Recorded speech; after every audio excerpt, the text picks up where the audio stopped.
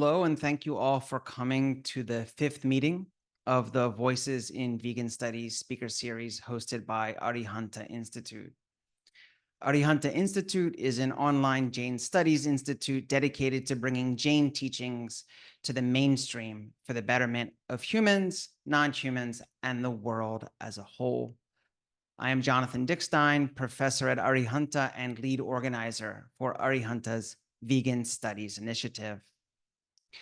Jainism has promoted vegetarianism for over 2 millennia, and veganism has more recently appeared on its ethical radar, both inside and outside of India.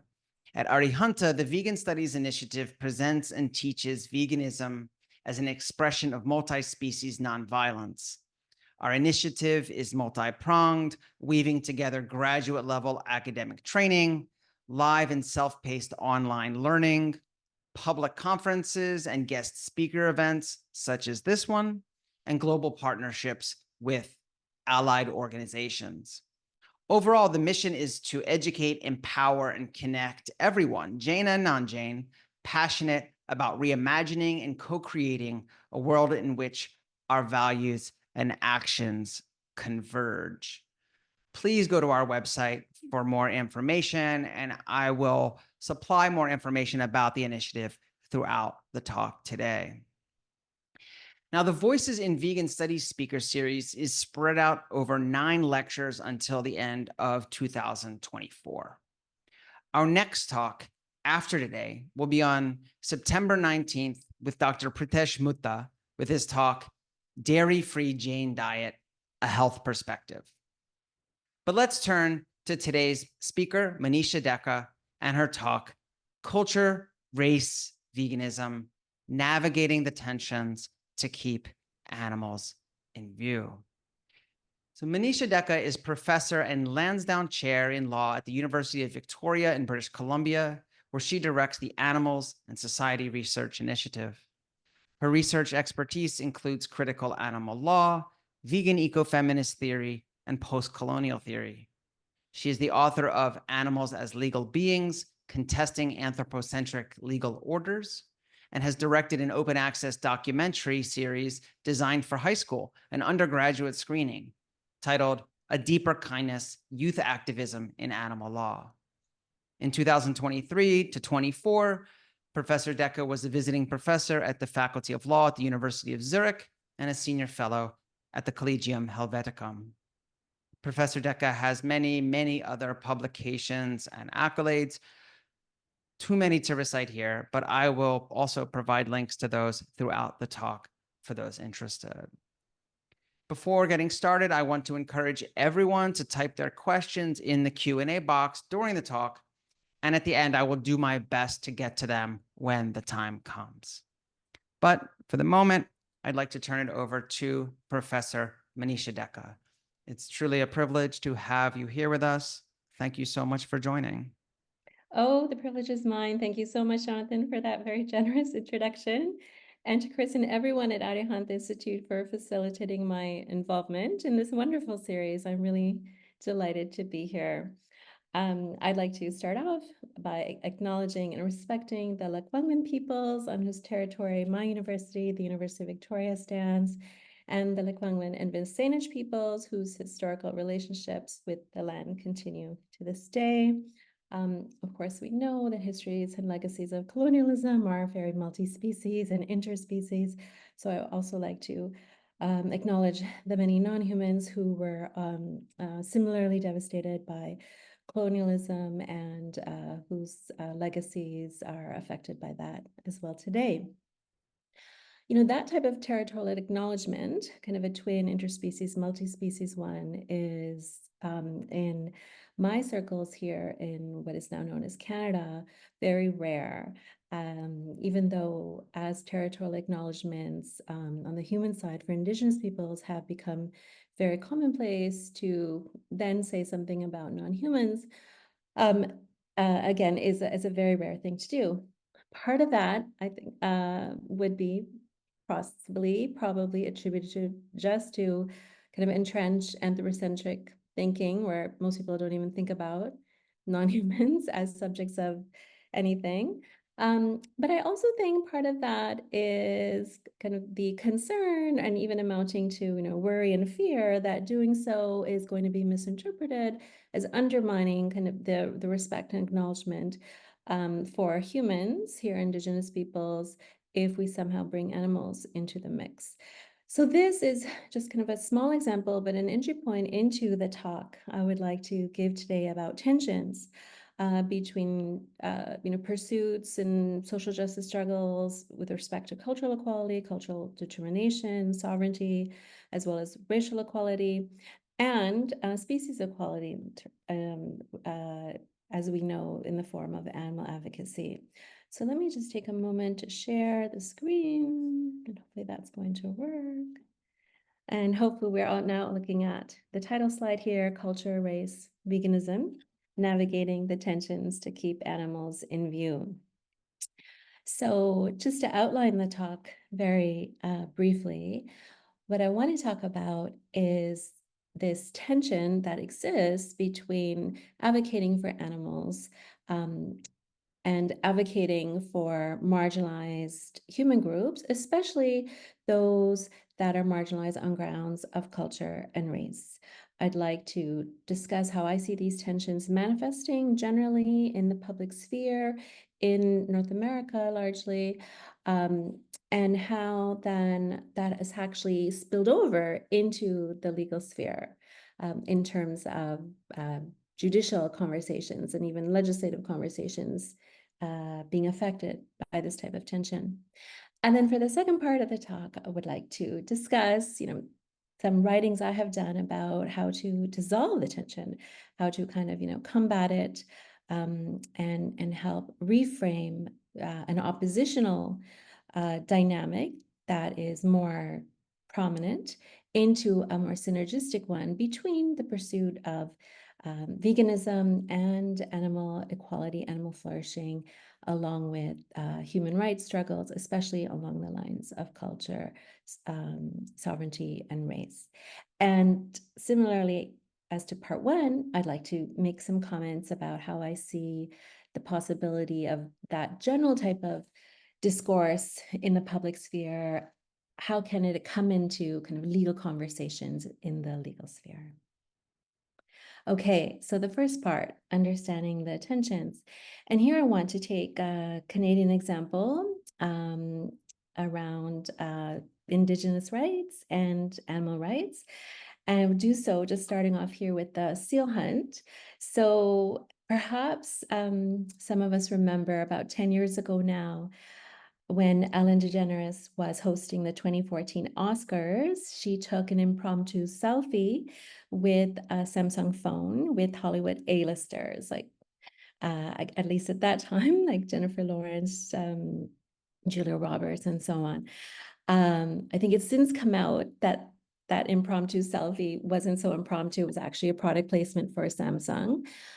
But then what happened, as we might expect, is that DeGeneres shared that with her then Twitter, now X, following about 27 million people, and then around 3 million people retweeted that. And of course, at that time, it was the most retweeted thing, breaking the Twitter platform. And Samsung ended up donating $1 for every retweet and allowed Ellen DeGeneres to designate her preferred charity. So she split that between St. Jude's Children's Hospital and the Humane Society in the United States. And so then very interestingly, curiously, in the next week or so after that occurred, that the donation was announced, we had in Canada a few news stories about general concern about that and kind of opposition to the donation to the Humane Society because it was seen to be against the Canadian seal hunt, which is quite iconic for some individuals in Canada, although polls show a lot of just regular opposition. And so that opposition was about, well, the seal hunt is important to Atlantic Canada, and the Humane Society every year is against it and tries to shut it down. And that was a criticism of the selfie and the donation to the HSUS. But then we also see, as these headlines show, more kind of indigenous rights focused concern about the donation to the Humane Society for the seal hunt as well, because of the indigenous fraction or component of what is known as the Canadian seal hunt in terms of indigenous peoples hunting seals. And so it became this oppositional framing between, a donation to the Humane Society of the United States for the betterment of animals, at least animal welfare, that organization is mandated through its corporate articles or non-corporate articles, and indigenous rights. So much so that the tension was actually written about quite a lot in the academic sphere. So here we see various articles and their titles and authors. So I'll just read that. The first one, Seal Hunts in Canada and on Twitter, exploring the tensions between Indigenous rights and animal rights with hashtag SealFee, right, as it was called. And second, so that article, charted the kind of back and forth in social media between animal rights activists and Indigenous rights activists and allies about the ethics and politics of the seal hunt and the ethics and politics of the donation to the HSUS. The second article, Seal Selfies in the Settler State, Indigenous Motherhood and Gender Violence in Canada, actually located the donation and kind of support for the Humane Society against the seal hunt or as an example of gendered violence in Canada. So quite a strong argument that this was part of kind of the patriarchal violence that Indigenous women experience in a settler state. And the third, Inuit seal hunting in Canada, emerging narratives in an old controversy, talked about the long-standing kind of opposition between animal rights activism and Indigenous rights activism, and the selfie controversy being just the kind of latest iteration of this. Okay, and that then also, just didn't just stop the kind of, framing of everything as oppositional and in tension with the seal hunt. It actually kind of fed into, and we also otherwise see this negative kind of oppositional framing between veganism generally and Indigenous rights. So here are some other headlines, academic articles as well. The first one called Fake Vegans, Indigenous Solidarity and Animal Liberation Activism. So that was written by two scholars who identified themselves as vegans, but who felt that their concern about also wanting to support decolonization efforts in Canada and Indigenous rights in Canada meant that they had to support an Indigenous hunt that attracted a lot of controversy and protests from animal rights groups. And so they wrote about that experience and how they were, kind of seen or perceived as fake vegans for doing that, right? But in their view, aligning with decolonization and Indigenous pursuits of sovereignty in Canada meant supporting hunting of animals. So hence the kind of exception to veganism. And then a student newspaper at McGill University, one of my alma mater, the McGill Daily, a very left-leaning paper at the time. I was a student there 30 years ago, and I believe still so today, has a headline several years ago called Decolonizing Veganism, How Veganism is Constantly Used to Reproduce Oppression, right? So we see a very oppositional framing between veganism and Indigenous rights. So much so that when there's a scholar or a person who is Indigenous and says, I'm a vegan, and I see that as being an expression of respecting my culture and tradition, as Margaret Robison has over at Dalhousie University in a Canada Research Chair position, it makes the news. So we have headlines about, her veganism as, so unusual, such that it is newsworthy. So honoring her ancestors without eating animals. This Indigenous scholar chose a vegan diet. So we can see, again, an oppositional framing. All right. And not only is this kind of antithetical oppositional framing apparent in like the public sphere on social media or an academic scholarship on animal rights and indigenous rights, it's also pervasive in food studies or food sovereignty studies. So here we have various texts that are talking about the need to respect food security and food sovereignty, and how can we do so. And again, kind of veganism is seen as a reproach, as something that stands in the way of recognizing the food traditions of racialized and indigenous groups, at least in Canada and the United States. So again, we encounter an oppositional framing. We also see this oppositional framing, and perhaps it's cultivated by, for those in the know, in legal discourse. So here I have an extract from a Supreme Court of Canada case from now several years ago, which is very typical and not unusual in terms of how courts, at least in Canada, but I would also say in other settler colonial countries with where Indigenous rights and decolonization is a goal, that basically define the core of what is legally protected as Indigenous rights as being about hunting and fishing and trapping animals. So let's just read this kind of extract together to get a sense of, what that kind of what it looks like. So here is a case from 2017, as the citation below says, from the SCC, which is the Supreme Court of Canada. And two justices are writing the judgment, and an opening paragraph, the one that's here on our slide, says the following. And it's about Clyde River, an Indigenous community. Most residents of Clyde River are Inuit who rely on marine mammals for food and for their economic, cultural, and spiritual well-being. They have harvested marine mammals for generations. The bowhead whale, the narwhal, the ringed, bearded, and harp seals, and the polar bear are of particular importance to them. So under this land agreement called the Nunavut Land Claims Agreement, which is part of Canada's North, the Inuit of Clyde River ceded all Aboriginal claims. So that is the older language about Indigenous rights that the Canadian state recognizes. So ceded all Aboriginal claims, rights, title to land, and interests in the Nunavut settlement area, including Clyde River, in exchange for defined treaty rights, including the right to harvest marine mammals.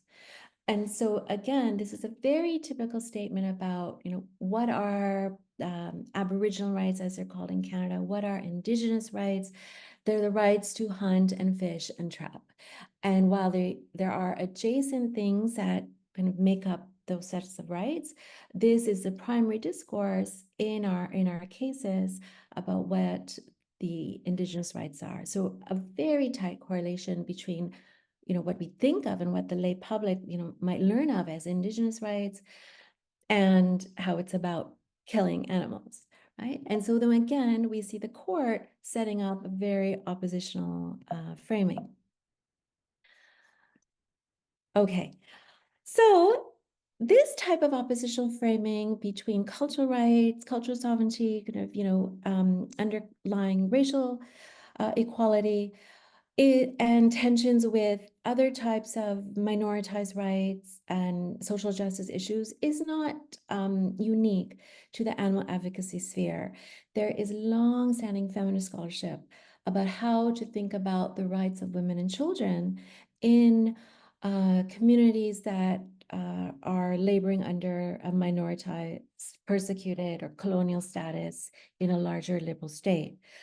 And so for some feminists, it is an antithetical framing that gender equality. So what I'm saying here is that their argument is pursuing gender equality is kind of going up against cultural rights, and it's a contest as to what's going to win out, such that if you allow a minoritized group, whether on the grounds of indigeneity, culture, or race, to have cultural rights to equality and a special status, that's bad news for women and kids in that community.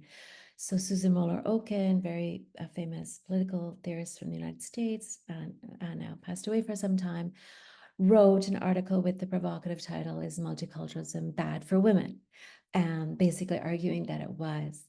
And we have a similar article taking up the opposition framing by Paula Casal, who titled her article, Is Multiculturalism Bad for Animals?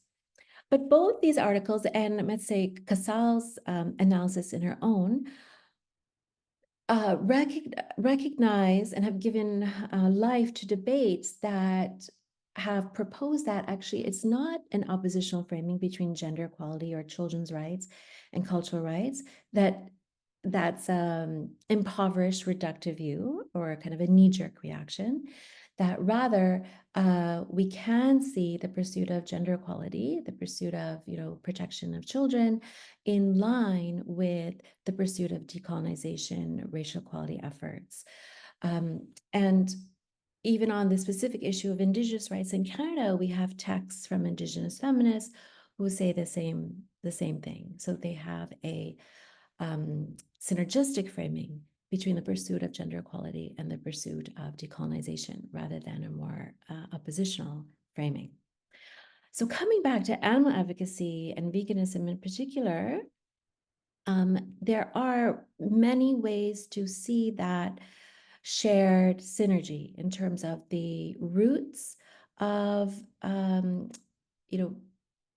colonization in North America and other global spaces, and the roots of the oppression of animals. And lots of academic scholarship has discussed why it makes much better sense to think of these oppressions as very much entangled within each other, as coming from similar kind of Enlightenment humanism ideologies, and then resulting practices, such that we can't really attend to something like decolonization without attending to the situation of animals, or vice versa. At the same time, despite all that scholarship, I would still suggest that what we have in the general kind of lay public understanding and in legal understanding is that an ad like this by PETA or any other organization about what's wrong with dairy is completely seen as disconnected and perhaps even antithetical to a campaign like this about respecting Indigenous sovereignty. So that the two issues and the two struggles are better encapsulated by the left column of disconnected circles and not perceived as overlapping, obviously not identical, but having kind of shared features, shared structural elements, and then shared trajectories in terms of how to affect effective advocacy. Okay, so all of that is to suggest that there is a general negative, oppositional, antithetical framing between animal advocacy and concerns about culture and race. And now I want to talk about how we can see this even spilling over to the legal sphere.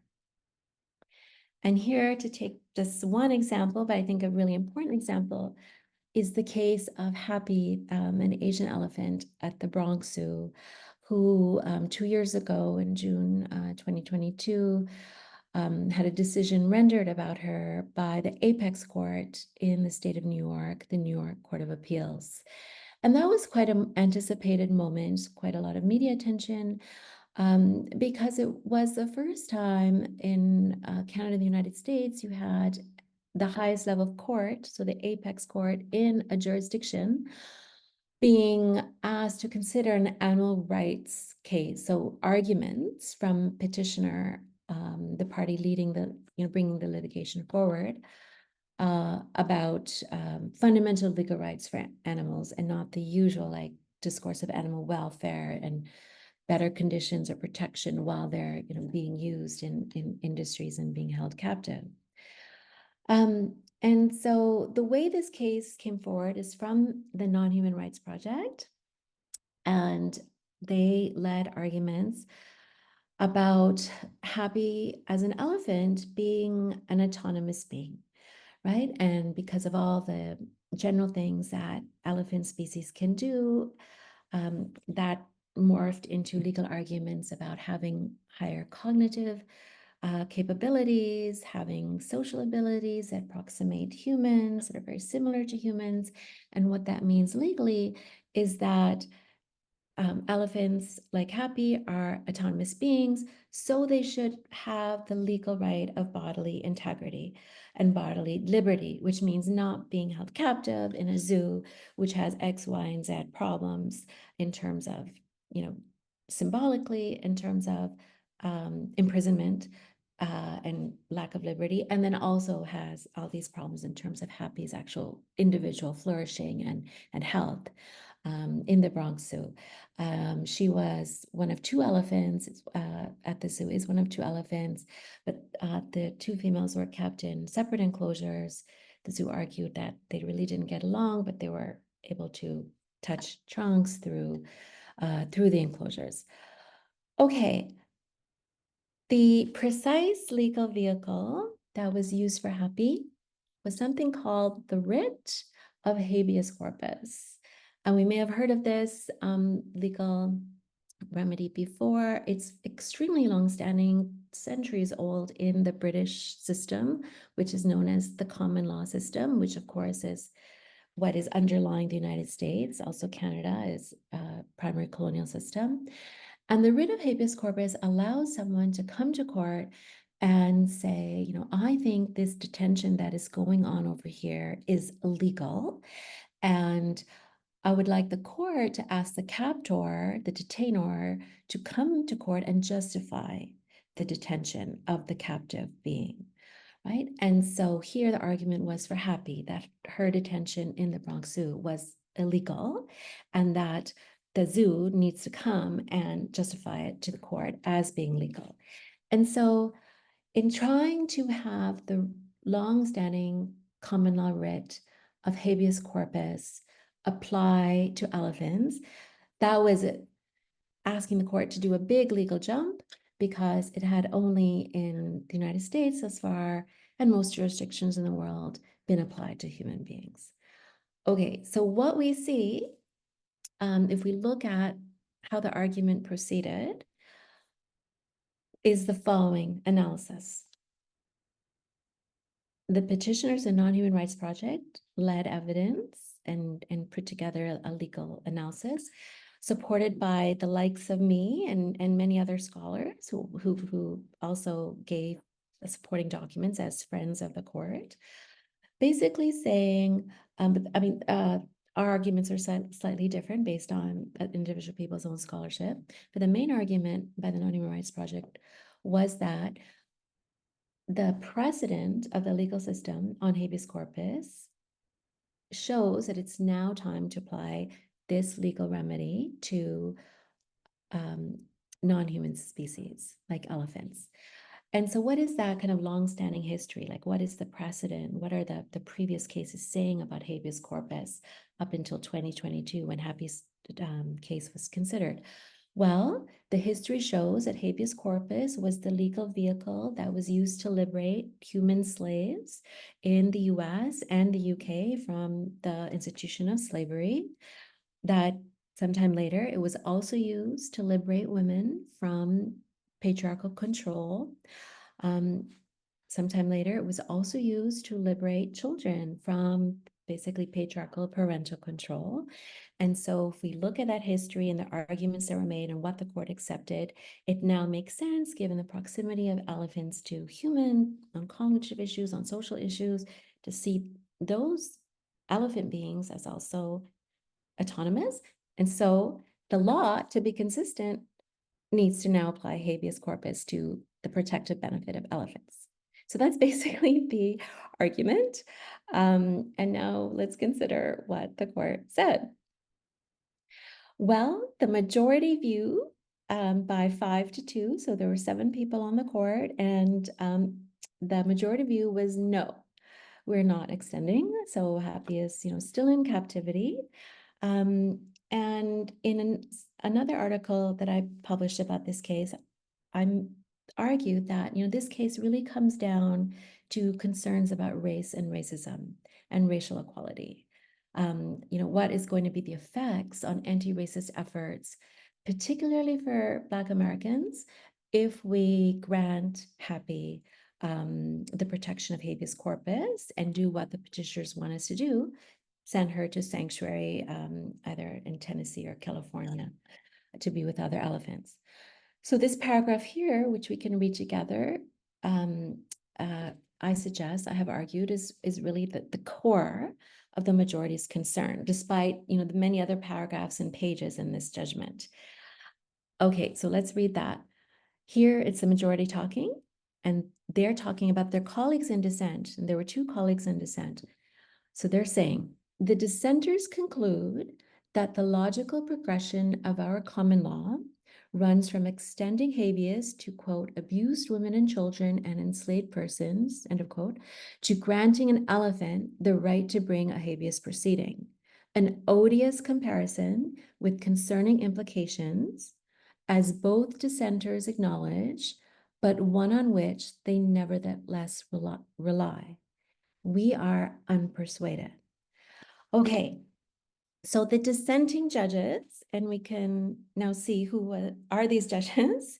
And you can see in the dissent, right, it's a mixed gender and a mixed race dissent and a fully racialized dissent. Actually, the two judges, if we go by phenotype expression and also the backgrounds on the website about their histories, and we see the diversity also in the majority. And so the dissenters here, Justice Rivera and Justice Wilson, both wrote judgments, separate judgments, quite overlapping, but I think Justice Rivera felt the need to say more than Justice Wilson was saying. And both of them emphasized that yes, the time has come to extend habeas to elephants, that the elephants are suffering miserably, and it does make sense legally, and it's not some violation of the legal order to extend habeas corpus now in 2022 to non-human species, given the precedent of the common law, and that's how decisions are made. What happened in the past, I mean, it's an inherently conservative system. What happened in the past, do those arguments now make sense to extend the remit of the law? And the dissenters, quite remarkably said yes. They're also aware of the concerns that were presented to them from the zoo and its supporters in terms of the scholars it got to write on its side. And that also perturbed the majority. And both dissenters talked about, any type of discussion of slavery and issues of racial equality and liberty in connection with animals, given the history of the United States, of course, brings up issues of dehumanization, active and ongoing, of Black Americans. Also, there were concerns about disability and cognition and human individuals who don't have cognitive capacities that are seen to be paradigmatic, that were part of all the legal documentation proceedings. But it was really race that came up to the fore in the majority's paragraph, as I'll elaborate in a moment.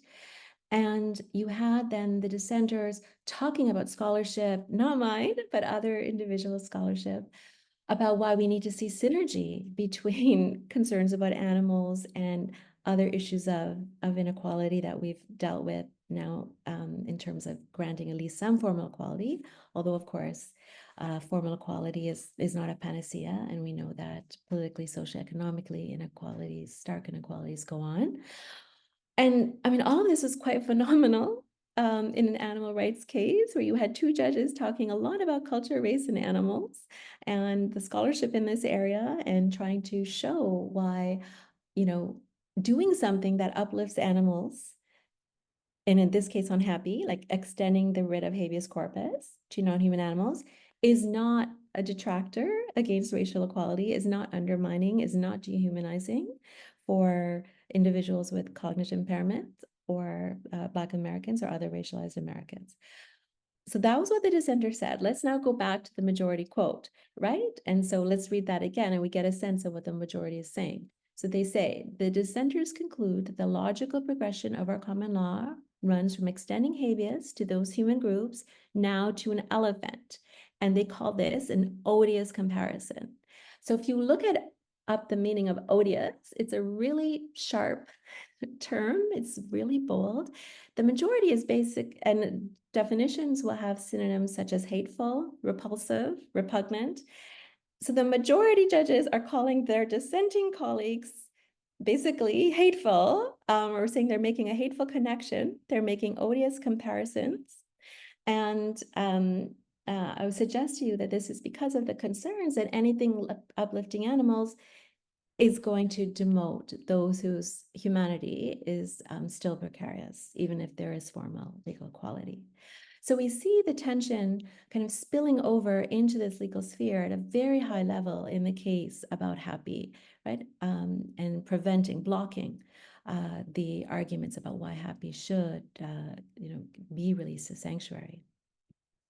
Okay, so let's now just talk about how can we dissolve these tensions.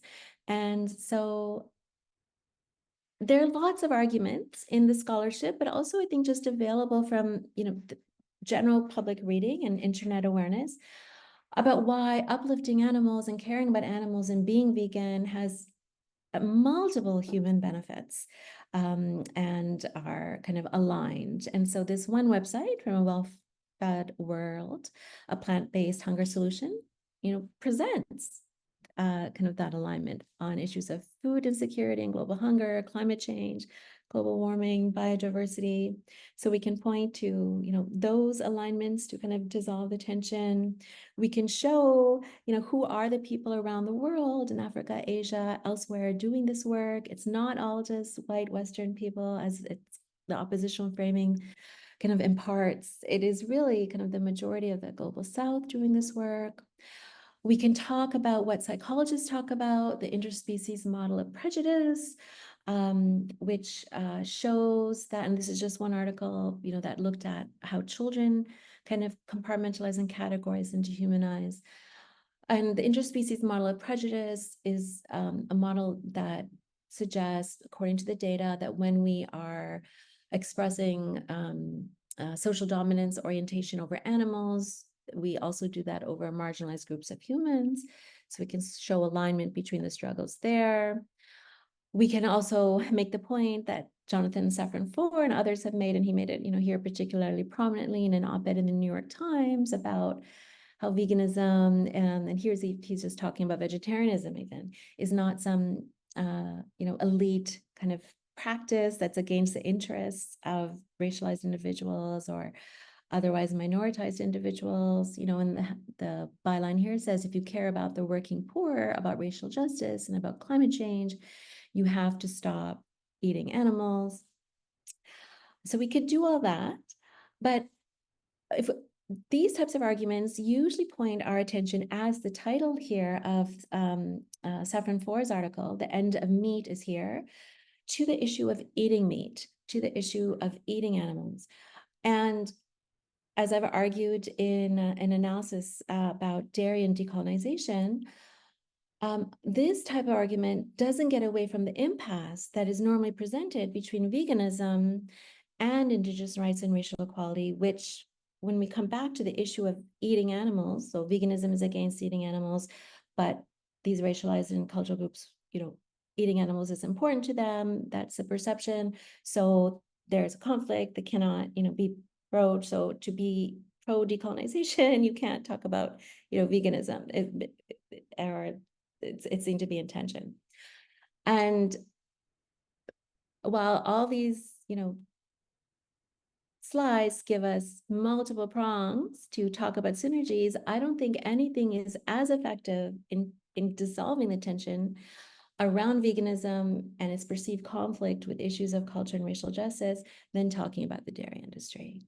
So I have argued that the shift should be not about talking about not eating animals, but that our advocacy in veganism should really be about the dairy industry. Because if you look here at the history and its current manifestations, there are so many points of alignment and so many ways to contest colonial history, as dairy being basically a colonial product that grew with the rise of culture and imperialism, that it's very hard to make the argument that veganism here is somehow misaligned with issues of decolonization and racial justice. Lots of scholarship, a lot of it feminist, like Catherine Gillespie's work here on the Pacific Northwest in North America. Also, Matil Cohen and Yuriko Atomo, legal scholars' work on kind of the making of milk, talks about all these points of connection.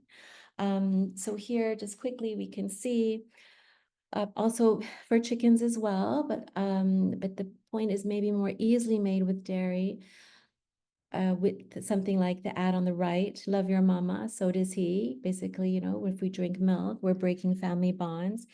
We quickly see the number one argument that is available, especially in the ecofeminist analysis against dairy, which is it completely severs the mother-child bond and devastates that kinship.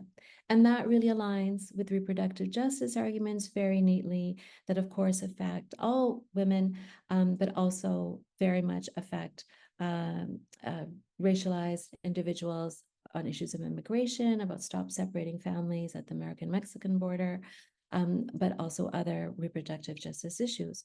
So the point is that one way to talk about what's wrong with dairy is to connect it to reproductive justice issues that affect all communities, but especially minoritized communities. There's also the prospect of going into the history of milk and how it became such a global, ubiquitous, and naturalized practice of drinking another mammal's milk, even though it started off as very located to Western Europe and a few other parts of the world, but certainly not what it is today. So we can look into that scholarship to make that argument. We can add on to that scholarship about milk to talk about how the whole enterprise of colonialism, and these two texts really make this argument, cattle colonialism and creatures of empire, are making the argument that but for the desire for European food practices to follow along with the settlers in colonial expansion, there would have not been any colonialism. Legal scholars make this argument very nicely. I just want to flag here Professor Jessica Eisen's work in an article about the dairy industry in the United States called Milked, Nature, Necessity, and American Law, where she talks about these practices. So if we read kind of an important paragraph, she says, the colonial process by which the classification of animals as property, so that was part of colonial legal order, looking at animals as property, saying that they're just property. The consumption of non-human milk and cattle themselves were introduced, then imposed in the United States, including through legal and pseudo-legal force. So here we see the first building blocks of a Euro-American legal regime that permits and even requires the treatment of animal bodies as objects to be owned, confined, and used, and will come to understand this regime as a product of choice and contest, in which alternative indigenous legal orders were forcibly suppressed. So a clear argument saying that the ascent of milk and cows in North America was a suppression of indigenous legal orders. So showing the synergy between the struggles rather than suggesting their intention. You can point to current rates of what's called lactose intolerance, and again, see how the world fares in that, and which countries are much more lactose intolerant, or as a more critical aspect would say is lactose normal. We can also point to the kind of white supremacist language in American history and elsewhere, and we see it also coming out, more contemporaneously in certain alternative right discourse about why drinking milk is important to maintaining racial purity. You can even see it, and here's an example from British Columbia, in contemporary imaging about milk and the purity of it and the naturalness of it. And here's another ad in Canada, from one family to another, dairy done right, really relying on that settler ideology of here's a family farm, here's what, the pure family farm looks like. It's a white family, farming, and we need to uphold all of this because it's, important. And as many ecofeminists have done, perhaps most strongly, Greta Gard's article on postcolonial politics of milk, what Nestle and other Western companies have done to sell their products in the global South, discourage natural breastfeeding, and encourage formula. These are all arguments that coalesce into synergy between advocating for veganism and advocating for decolonization, whether it's through the first settler colonial familial ideologies, whether it's showing the Eurocentric nature of milk consumption as not being universal, whether we look at the third line here as milk being a vector of white supremacy in the global north, or whether we look at the fourth line of ethnocentrism and neocolonial food politics in the global south. When we understand all of this about the dairy industry, its rise and current iterations around the world, it's really difficult to say, yes, but isn't veganism against the interests of racialized and colonized peoples? As that argument frequently comes up when we just talk about eating animals and why it's, unethical to do so.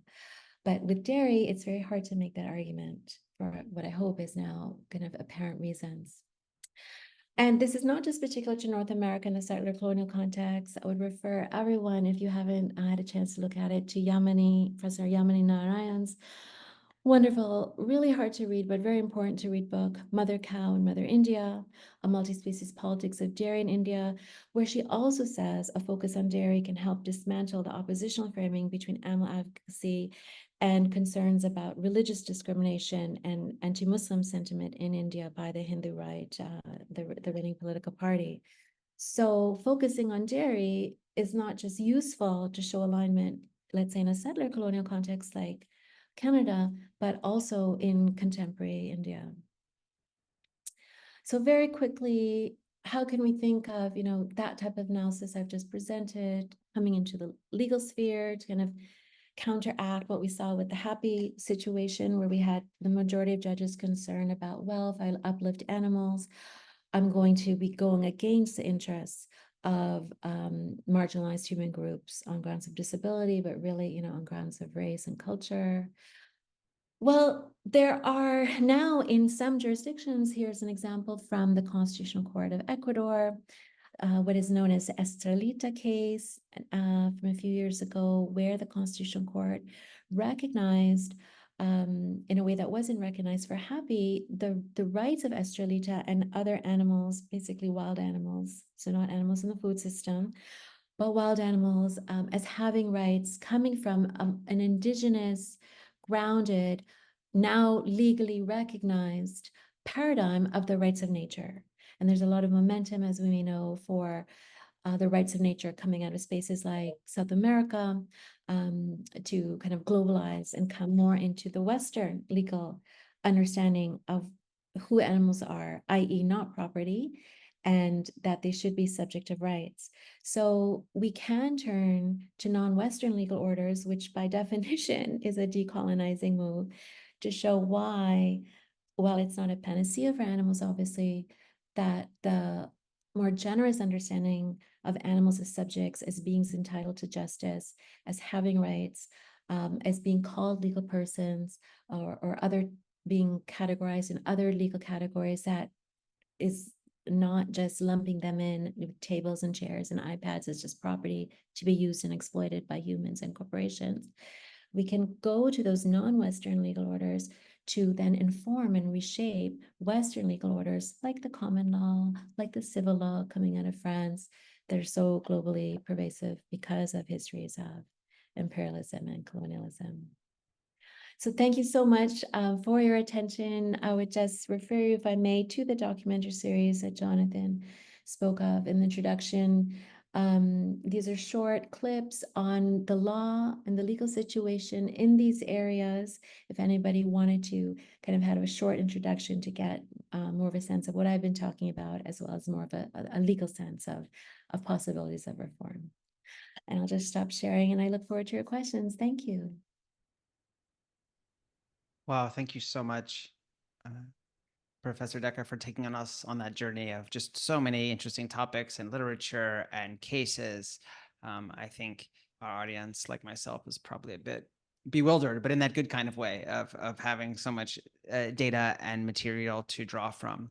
So there are questions in the chat that I will get to, but if everyone will allow me, I would just like to ask, it's not as much a question, but if you could speak to something specifically from my experience with your work, because I think it would really help this conversation. And that's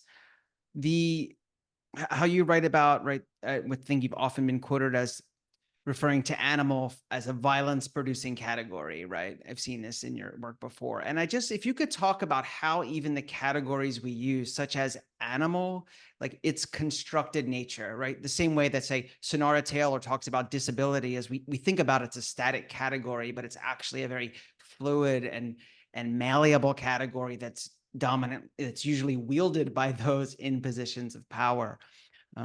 And just to wrap that up, I kind of was reminded of it even this morning before our talk, because there's a piece in The Economist that just came out, and it says it's on new research exposes the role of women in America's slave trade. And the subtitle is, "In the bondage of others, they saw their freedom." And I haven't read it yet, but it seems to be this way that animal operates, right? The way that we think that there's this tension between human issues, and that the bondage of animals somehow secures freedom for humans. So, like I said, it wasn't really a question, but if you could shed a little bit of light and talk a bit about the constructed nature of the category, its social construction, I think that would help immensely. Sure, yes. So one concern about the category animal, or the word animal, when we talk about it, as I have right here, is that it's incredibly general. And what it does is that it leaves intact a way of speaking that then affects our way of thinking, where humans are still exceptionalized as kind of the category that gets to stand on its own. So humans versus non-human animals even does that, where we just lump in, millions of species into this category animal, and we distinguish it from the word human. And so the concern here is that it's incredibly reductive. It does a type of epistemic, so kind of like a knowledge-based violence to animals, to even refer to them as this, because there's so much diversity amongst animals, yet we are carving out our world, and even when we advocate for animals, in terms of humans and animals. And we also know, I mean, this is kind of an English phenomenon, and we wouldn't see this in all human languages, to think of a general category of animal.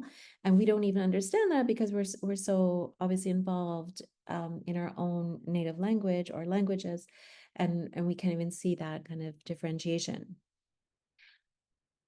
There's also another concern about animal, which goes to what Jonathan's point about constructedness is referring to. And we really see this in the legal sphere, because we will start a new whole crop of law students in a few weeks here at my law school. And, a common perception among those who aren't in law school or kind of immersed in the legal sphere is that, laws are written or oral, and they're kind of fixed, and like meaning is not created through the law, but actually meaning is created through the law. And animal is a really good example, because in the few instances where we have legislation talking about animals, so let's take like the Animal Welfare Act in the United States, for example. As with many pieces of legislation, core terms are defined at the beginning of the legislation. So there's a list of definitions at the beginning of the law that has been passed by our elected representatives in our democratic systems. And often you will see definitions of animals that exclude the vast majority of animals. For example, the Animal Welfare Act and its applicability to animal experimentation, right? Excluding rats, mice, birds, like the incredible vast majority of animals that are used for experimentation are excluded from the definition of animal, which the Animal Welfare Act is the category of constituents that this welfare legislation is ostensibly supposed to protect. But yet so many animals are excluded. Unless we're doing that deeper dive of legal analysis, we don't understand that. And so we think, oh, here's a protective legislation, but actually the category of animal has been so constructed. And then on the third example with I think The Economist talks about gender equality and women's role and slavery. I think what that type of article is getting at is what scholars talk about as just the way, especially in the Western tradition of Enlightenment thinking onward, but it also somewhat before, but not universally in the Western tradition of philosophy, for example, we define what it is to be human vis-a-vis the animal, such that we cannot talk about who we are as human beings without immediately referencing the animal as other. And we cannot understand our situation and assess it as, are we doing well vis-a-vis this other human group, without thinking about what animals are. And so in terms of oppression, that affected women and other marginalized human groups, even though they have formal equality today, and still affects them because there's this animalization that was often attributed when they didn't have formal legal equality, right? When women didn't have the right to vote, like how was that justified? When women did lose their property rights under marriage, how was that justified? It comes down to being naturalized, to being seen closer to the body, of being of the body, not of the mind, and such being close to the animal world. So a lot of feminist scholars, philosophers have said, the whole Western philosophical canon is based on distinguishing humans from animals in this way. So we see the constructedness in that way. And of course, we see that in the happy case in terms of understanding, what are human rights? How do we best uphold them? What are animal rights and how do they affect human rights? So we have to have ideas of animals and humans in our heads as to who belongs in which category. And then what we see comes from a tradition of thinking that we can't possibly uphold the dignity of all human beings if we equalize animals, because certain human beings are going to be animalized, and that's going to take them down from the other human beings, right? And so a very recent text on this, encapsulating kind of the longstanding philosophy in the Anglo-American tradition, but then also pointing to philosophers doing this debate centuries ago in the French tradition, is Raphael Fassal's More Equal Than Others, where he refers to this line of thinking as aristocratic equality. The aristocratic equality tradition is to say we can only uphold human rights of all humans, even those that have compromised rational thinking, at an equal level if we do not equalize animals. Because once we do that, those humans get dehumanize, because now they're seen to be like animals, and then their humanity is called into question faster and sinks faster. So his text and others, as well as all the slides I showed, tries to argue against this. But that's also another way that our understanding of animal and animal rights then is very partial. Thank you so much. And while it's for a longer discussion, it's also points to the irony of the history of terms like rational animal, political animal, and into context, dharmic animal, subhumanization, animalization that are commonly used in human rights issues. And then when scholars say, okay, then we should be talking about animals, still animal studies is viewed as a niche kind of separate issue, whereas the entire dialogue about how we confer and guarantee rights to individuals is based on this figure, this specter of the animal. But yes, that's, I think, a longer conversation. So let me get to some of the questions. So our one audience member was asking about an Aboriginal person who is vegan. I think it was for Margaret Robinson's work you were referring to. So I can drop that link in the chat too for Margaret Robinson's at least bio at Dalhousie. Another questioner says, I'm relatively new to animal studies, but reading more academic papers lately. The court's majority opinion has relatively strong language. Odious stands out. I think this was actually voiced as you were focusing on it. Yes. The question is this kind of language common at the high court level and in general? Yes. So quick answer from my perspective is no, it's not. So this is an article in the FAIR journal, PHAIR, at the University of Zurich and the Psychology Consortium, and it's open access, called Animalization and Dehumanization.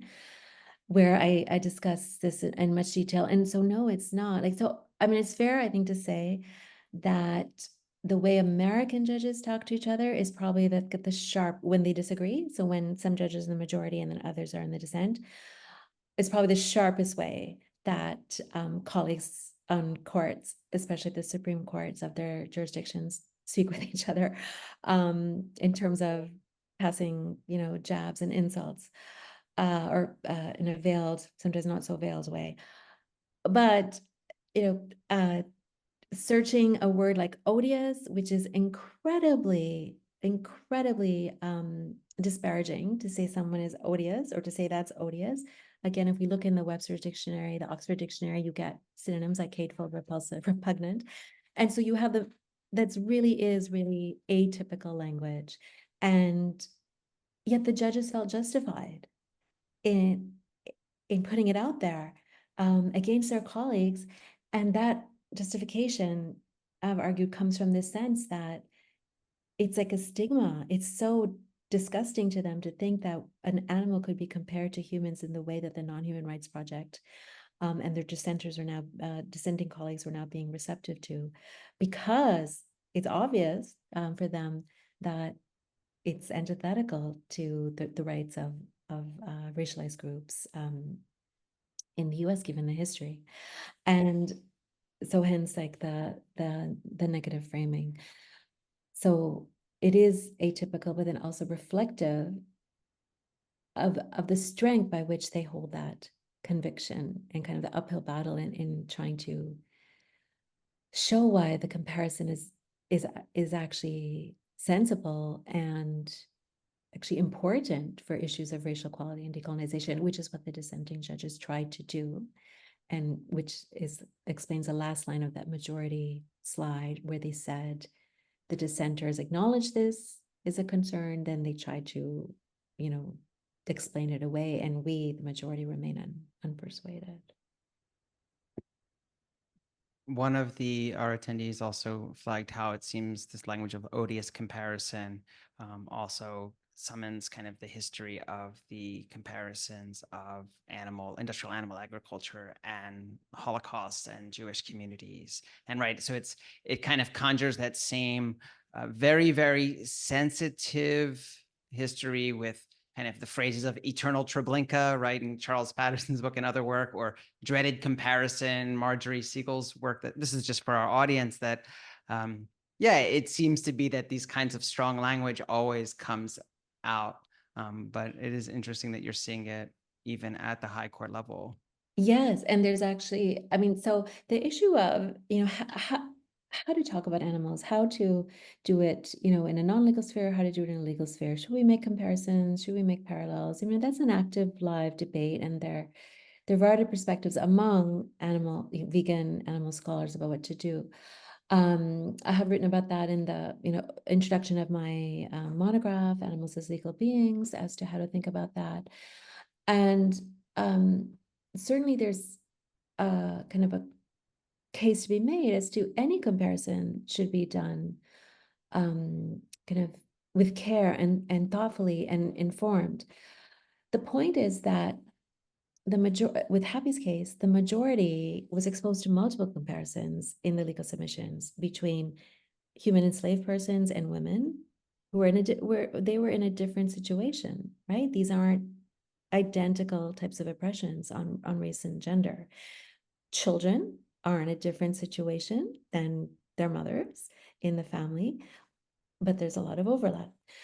So the majority didn't object to a conflation and an equivalence being made across the human groups, even though we know that the oppressions are different, right? And we see that obviously in all the struggle over Gaza and Israel now, right? Like how to talk about these things. What are the right languages? What are the comparisons to be made? But most of the time, when animals come up, the comparisons of what's going on in the human world, that's fine. That's not odious. That there might, be issues, very live issues. Obviously, it's the terminology.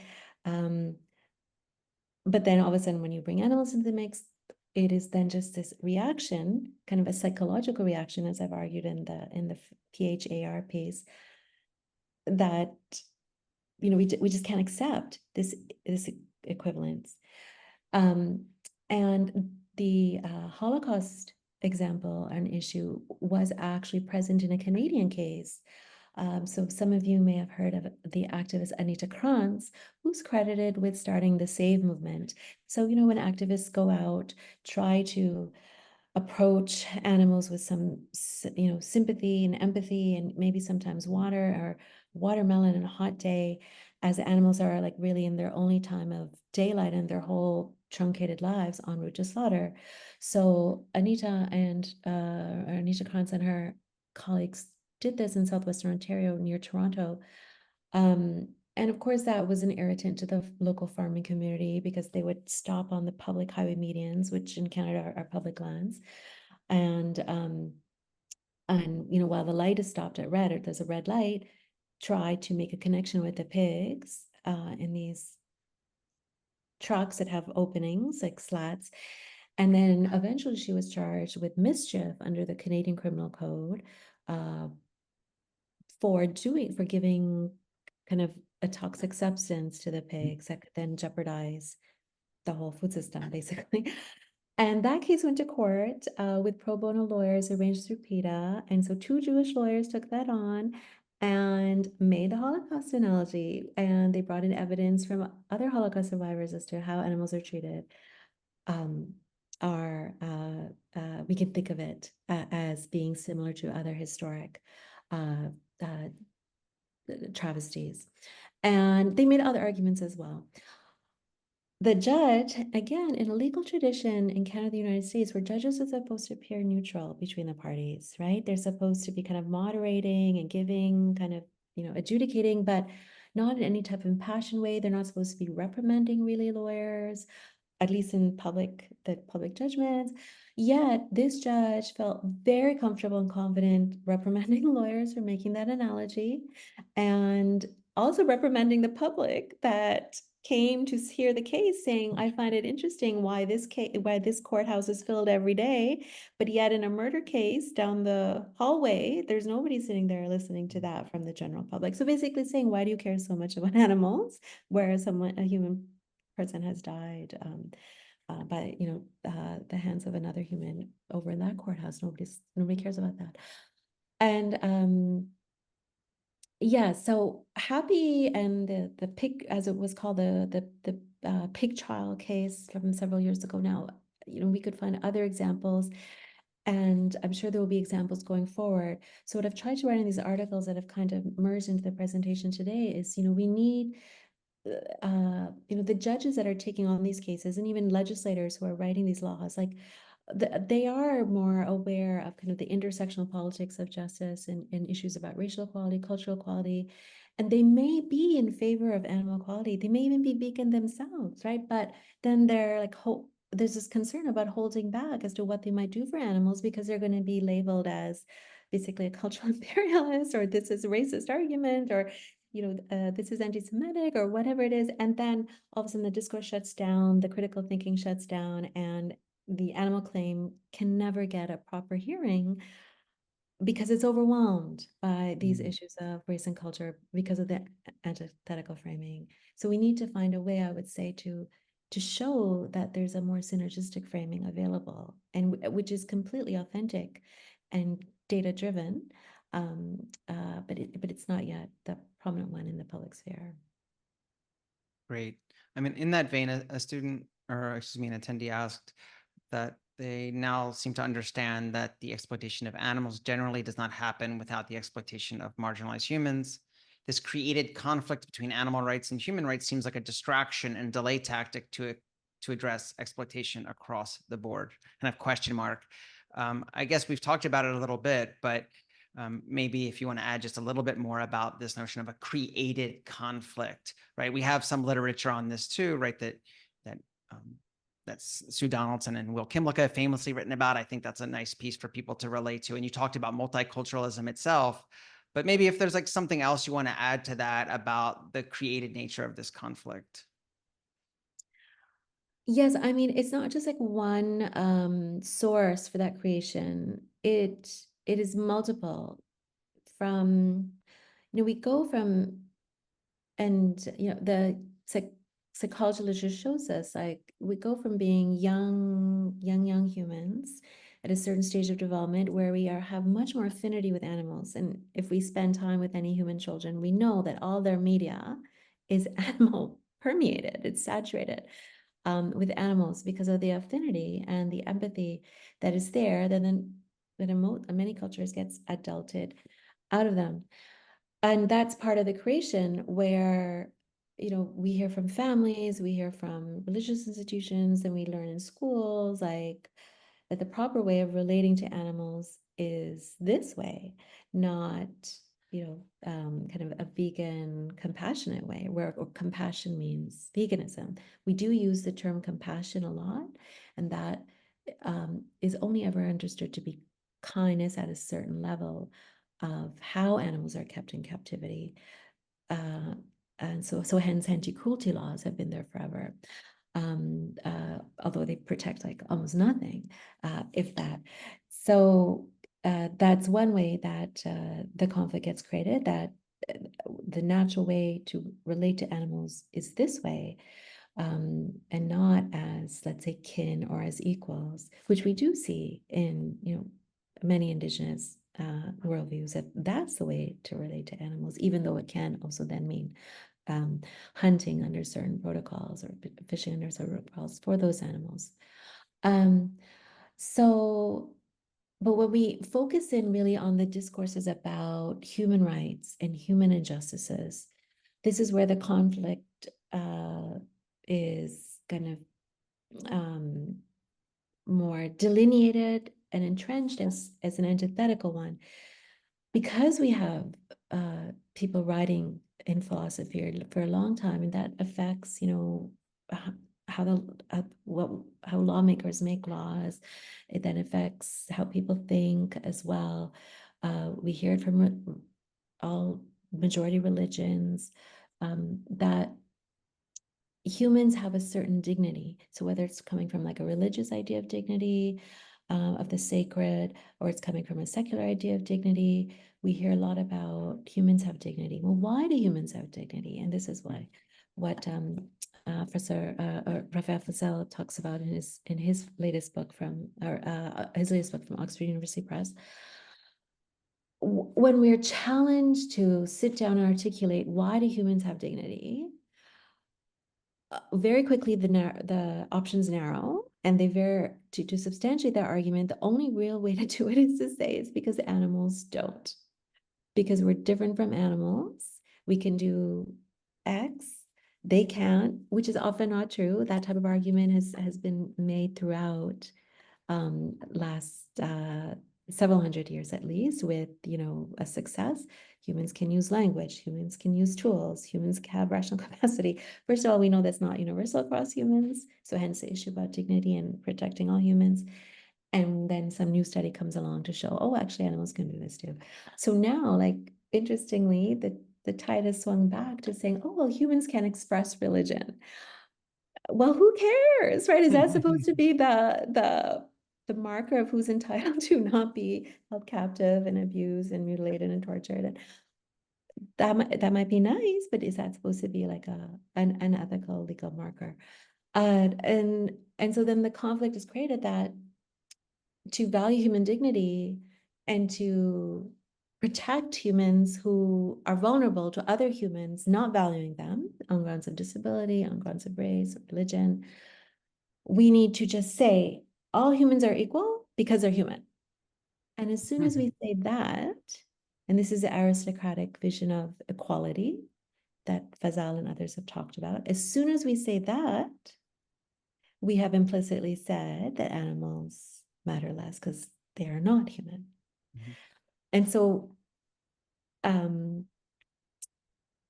the article that Jonathan referenced by Wim Kimlick and Sue Donaldson about, why does the left not take up the issue of animal rights? This is one of the ways of thinking that informs the creation of the conflict. So you actually have people who are progressive on human rights, who are safeguarding the human barrier to animals being uplifted. And that's exactly what the majority in the Happy case did. Those judges thinking they're on the right side of history by saying, we're not going back to slavery, and so we're keeping animals down. Is basically the thinking there, in my view. Yeah, it reminds me, a wonderful survey of that reminds me again of how the term animal right, and I talk about this with students sometimes, it's generally not used in any biological way whatsoever, right? It's a category of violability. And so to become human is also to become inviolable, right? And so I think we're so unused to using the terms like that. And this is what so many people have written about of when we are animals, we're not animals, and this toggle back and forth between the biological and the social. And I think that you see that trafficked right in the legal case, in the Donaldson piece, and so on. Oh, and So, if I could just, oh, sorry. sure. May I just Oh, add no, on no, that note? I just feel bad because it's so interesting that I feel like I want to chime in, but I want to make sure that we get to a few others. But please Okay. add on to that. Yes, just very quickly, like, so part of the recourse to kind of non-Western ways of thinking amongst humans, obviously, that could inform legal analysis. Because right now, a case like Happy and Western legal systems like the common law and civil law start from that conflict that to be an animal is bad, right? To be animalized, to be an animal is a demotion. You have other ways of thinking where it's not a demotion. It's actually a point of pride, family identity, cultural identity. To be animal and to be animalized is maybe not, a point of pride, but certainly not a stigma. Great. So I think in the last 10 minutes or so, there's a couple questions. And I think because your talk spoke a lot about culture and tradition and indigeneity, I'd kind of pivot there. So one questioner is asking about the case of Canada and asks, how, why, and through what histories have we come to see indigenous as referring only to hunting-based societies? What are some ways that animal advocates can turn attention to the colonial denigration of plant-centered indigenous eating patterns, aside from focusing on dairy? Aside from focusing on dairy, how to turn Which attention I think they're saying that we kind to of assume plant-based traditions. indigeneity when people Yes. talk about what about indigenous folks? It's actually immediately the thought is that all indigenous peoples are only surviving on hunting. Yeah. Whereas actually we find the opposite in many of these traditions. Yeah, so I mean, I think that's where the presence of someone like Margaret Robertson and her writings and others who are also writing in this area and in different spaces, Australia, New Zealand, Canada, the US, is really important because rightly or wrongly, it for many people on the left, it matters who makes these arguments and who is saying what. And so when we have Indigenous people talking about their views on veganism and why it's important, like that is really important and really great to highlight. So that doesn't necessarily entail a focus on dairy, but just talking about plant-based traditions, which we know are there. And we also have to remember that another point of construction is, yes, of course, the term indigeneity and how, as I suggested, the law and other sources makes us think that that means being in support of hunting and fishing and trapping. And we know that Indigenous communities, like any human community, are diverse, that there are going to be different voices. There are going to be voices that dominate in a community discussion about XYZ matter, including about, how to think about wildlife policies, for example, in a self-determination context, how to think about catering policies in an institutional context, about what it means to be Indigenous and what it means to think of animals as family and kin and respective eating patterns. Yet, like with most political issues, we kind of hear like one perspective on what it means to support X cause, and we don't hear the more intricate, layered kind of responses within a community, unless there's like alternative media, independent media, or some other type of source trying to get out those less views. And then those individuals face concerns, and this has come out time and time again in feminist concerns, right? That if you talk about quote unquote abuse within racialized or cultural communities, that gives fodder to the mainstream society to say, these communities don't deserve X, and this is always there in how we think about what is this human community, what are their values. There's always diversity, but it often is just diluted or not acknowledged, or certain voices come to the fore. So I think that's really important. Remember, and that's usually what I try to centralize when I teach in this area or write in this area, because I think it's really important. Thank you. I think in another regional context, I have a question in the Q&A here, and I also received one privately. If you could speak a little bit to the case in India. I also, second your advertisement for Yamini's book. We read it in my recent course, and her work is pretty amazing. But I suppose I'm curious how you might think about a few things: the caste issues when addressing dietary prohibitions or proscriptions in India, and also the dairy question. And we might even ask that, since here at Arihant Institute, we might even ask that in the context of the Jain tradition.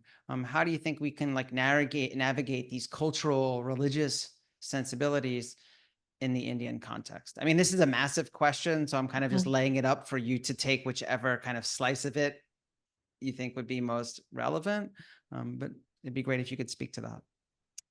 Yeah, I mean, Jonathan, I think will echo what Yamini says in her opening chapter and her concluding chapter in her book, which is basically, right now the form of caste politics and communalism in India, so Hindu-Muslim tensions, is so mediated through the body of the cow, right? In terms of what people think that signals for Hindus, and what it signals for individuals who are coming from subordinated castes, or for individuals who are Muslim.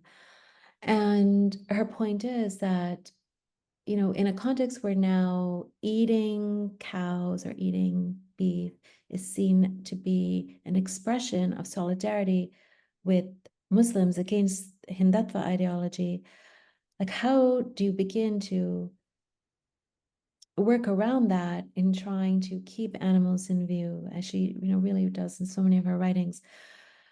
And that's by going to animal practices of the majority community and saying, and not discounting any practices, or not talking about practices of minoritized communities in a specific context like India that need to be addressed and identified as unethical or problematic and in need of transition and reform.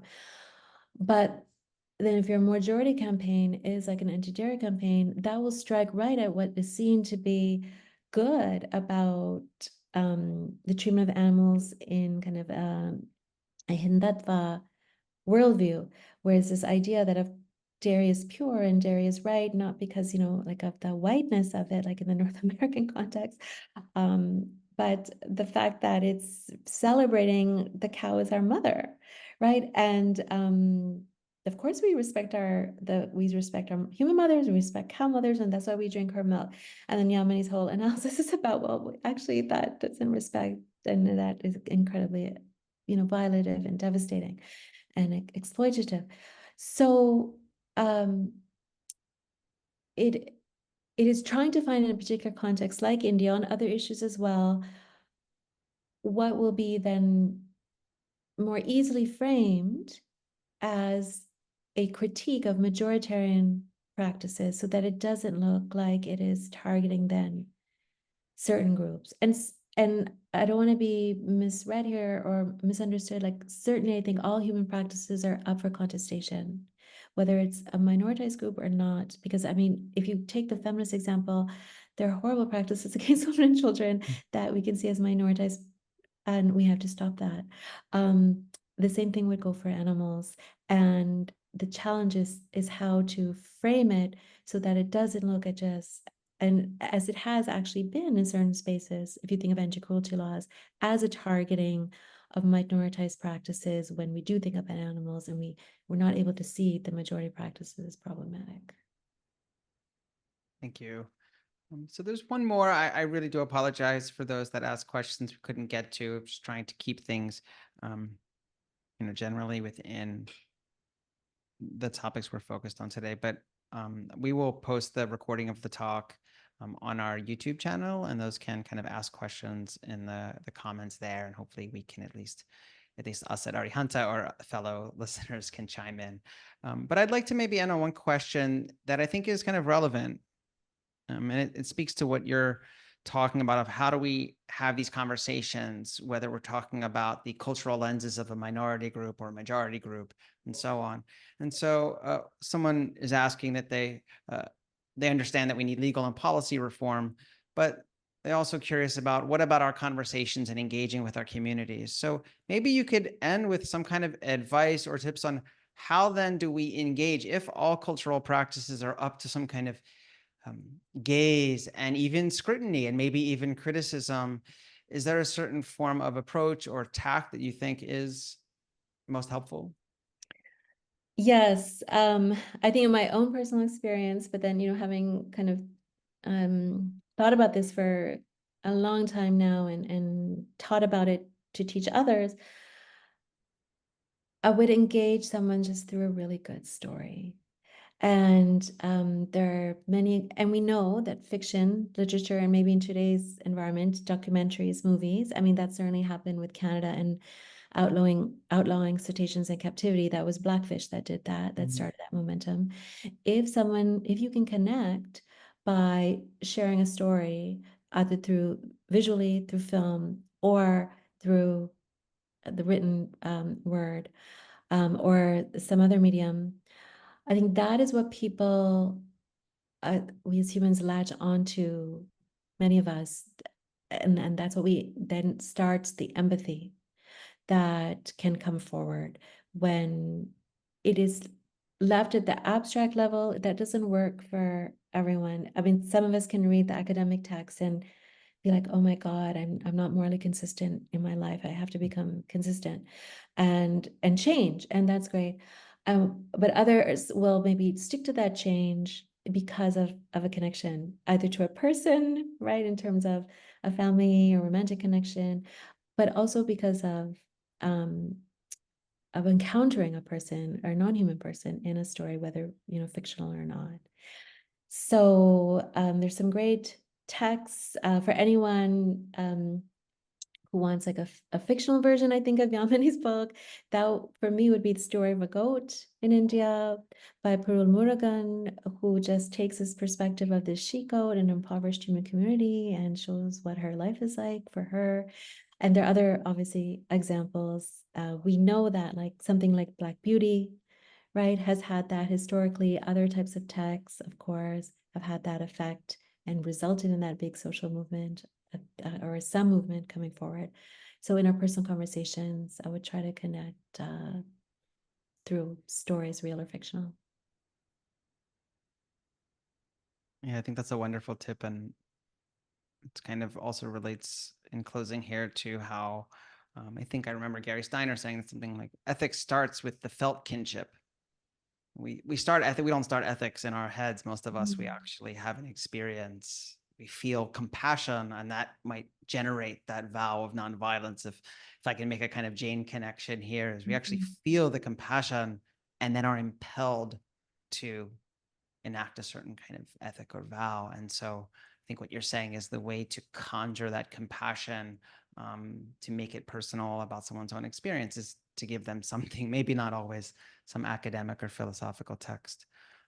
And you're right. I think, when we look at the history of documentaries and novels, these seem to be the most enduring and the most well-known to date.